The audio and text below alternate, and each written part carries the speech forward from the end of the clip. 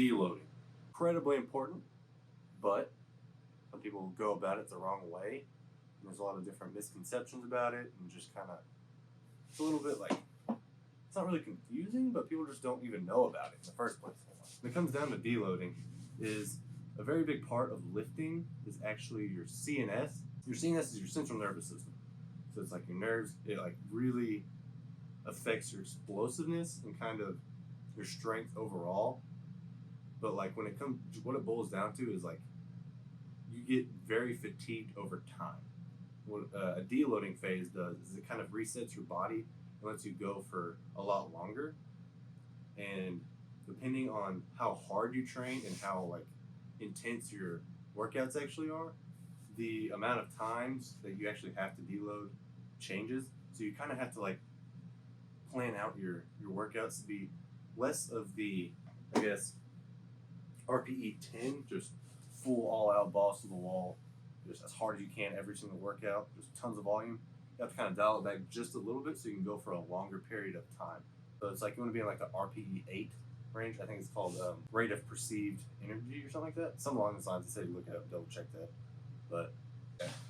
But over time, what happens is basically you build up a little bit, not a little bit, like a ton of just fatigue over time with constant just pressure and stimulus on your muscles. Basically, you're trying to, with a deloading phase, you're just kind of resetting your body to get over all the fatigue that you've built up.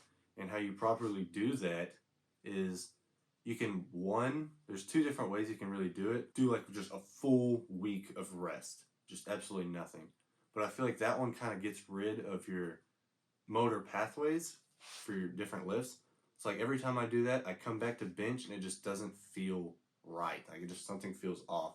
So what I usually do is you can either go into the gym the same amount as you normally do, or kind of dial it back, go like 1 or 2 days less. And when you're actually in there, you do half the sets with half the weight. So you keep your motor pathways and you kind of keep the feeling of the movement, but you don't actually put any stress on your body so it can properly heal and let you come back into your next training phase, which is what I'm about to talk about now, is different training phases. So with different phases, you essentially just want to like stage your workouts and like have a plan for what you're actually doing. Not just going in there, it's like, oh, what do I feel like today? It's like, I'm just gonna do this and then this, because that feels cool. But like actually have like a full plan. You don't necessarily have to like do all the writing and stuff, but if you have like a mental note of what different days you're gonna do certain workouts with different rep ranges to get over the stimulus to fatigue ratio is what you're trying to like keep in balance, is a stimulus to fatigue ratio. You hear like all those optimal lifters and all those kind of people just talking about that all the time. JPG, and there's another guy on TikTok, I can't think of his name, but he's like really good. And if I can find him, I'll link him in the comments. But JPG and that guy, they do a really good job about talking about that kind of stuff. But basically what you're trying to do is you're trying to keep the stimulus over a long time. It's like you want to go as heavy as you can without having to deload as much, so you can get more training in over a longer period of time. So it's like, what would you rather do?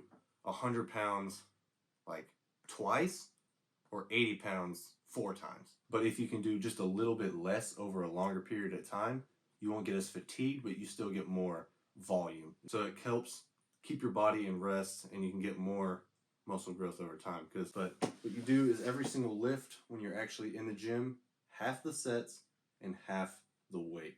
Just keep it as like a form week. Focus on having perfect form with every single lift that you do. And when you come out of said deloading phase, you don't want to just jump right back into it and just max out and just see what you can get, because you will be feeling stronger when you get out of it, just because your body's well rested and all that kind of stuff. But when you're actually right out of it, you're going to get that urge like, oh, I'm feeling strong, I want to get right back into it. But you got to kind of ease your way back in and then maybe try and max out. But when you decide to max out, it's not the best idea maxing out anyways.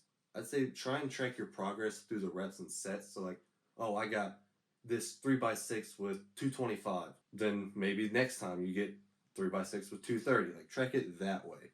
Because then that one's, you don't have to take as much energy out, stress on your body, maybe hurt yourself doing a full max out, just because it's not necessarily worth it unless you have like for me personally, my school, like for athletics, has this little program where you like put all your maxes and stuff. So if you are just like, you just want to see what it is, do it not necessarily right at the beginning, but more like 3/4 of the way through your phase before you do your next deloading, and just take like a day off, or like do it after a rest day, just to see like get a proper one, but not really put too much stress.